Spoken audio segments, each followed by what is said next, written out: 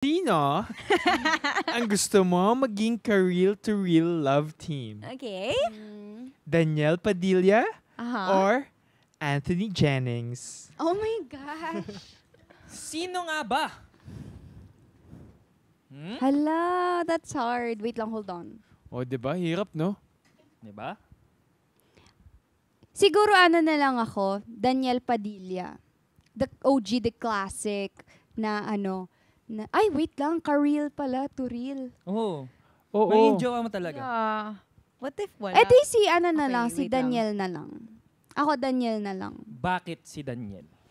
Siyempre, growing up din, napapanood ko na din siya. Hindi pa ako artista. And gustong-gusto ko yung mga palabas niya, nila ni Catherine. And gusto ko rin na parang yung, parang alam mo yun na yung, gusto ko yun, yung ganun. Oh. Ano bang ayaw mo Tsaka, kay Anthony Jennings? Hindi ko siya gaano napapanood.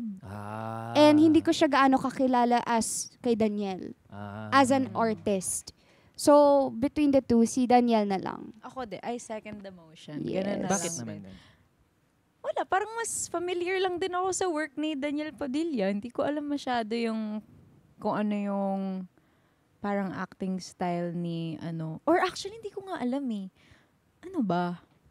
Si Anthony Jennings nga kung paano umarte, nakikita ko si Sean eh.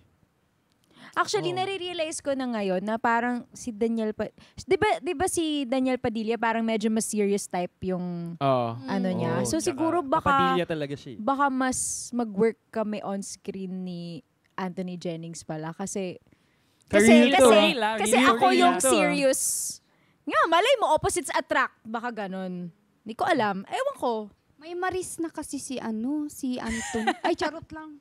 Oh, meron naman talaga. Yun Oo, naman talaga yung may career. collab team na naman siya. So, parang si Danielle ngayon going solo. Baka naman. Yung mga ganyan. Baka ma-ride naman kami. Oo, makiride Trip naman kayo mga sa trip ni ano. Anthony, no? Right. Oo.